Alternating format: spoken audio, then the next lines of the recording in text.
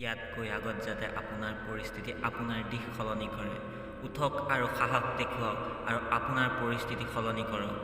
এইটোৱেই যদি সাহস বা উৎসাহ থাকে আপোনাৰ, কষ্টবোৰ সমাধান ওলাব। মাটি শুকান হ'লেনো কি হ'ব, তাৰ পৰাইতো পানী ওলাব।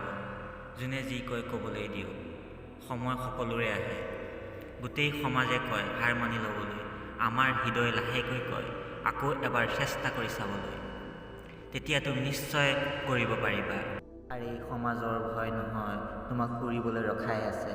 বন্দীটো তুমি নিজৰ চকুৰ বন্দীশালতেই হৈ আছা। সফল হৈ উঠিলে তুমি এনেকৈ উঠা যাতে তোমাৰ ওপৰত গৰ্ব হয় গোটেই পৃথিৱীৰ। তলমূৰ কৰাটো এনেকৈ কৰা যাতে ভগৱান তোমাৰ কাৰণে আশীৰ্বাদ কৰে। ধৈৰ্য ধৰা যাতে বিপদৰ সময়ছোৱা পাৰ হৈ যায়। ইটিকিং কৰা মানুহবোৰৰ এদিন নে এদিন গৰ্ব পাহৰিব। ভাবিলে কেতিয়াও নিজৰ আশাত উপনীত হ'ব নোৱাৰে। কষ্ট বা নিজেই চেষ্টা কৰিলেহে নিজৰ আশাত উপনীত হ'ব পাৰিবা।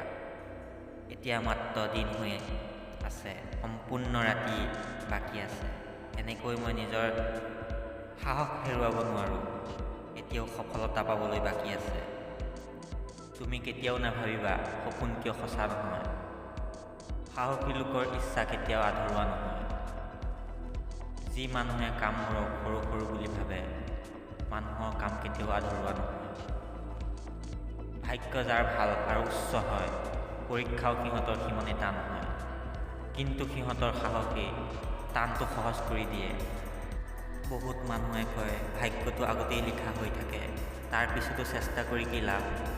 তথাপিও আমি নাজানো ভাগ্যত আমাৰ যদি লিখা আছে, চেষ্টা কৰিলে যদি সফলতাও পাওঁ, সকলো শেষ হৈ যাওক তথাপিও জিকাৰ আশা জীয়াই ৰাখা। জীৱনত ৰিস্ক ল'বলৈ ভয় নাখাবা। জিকিলেই জিকিবা, নহ'লে হাৰিলে এটা শিক্ষা লৈ যাব পাৰিবা। যদি তুমি সেইকণ সময়ত হাঁহি থাকিব পাৰা, যিকণ সময়ত তুমি সকলো হাৰি গ'লা, তেনেহ'লে তোমাক কোনো শক্তিয়ে হৰুৱাব নোৱাৰে।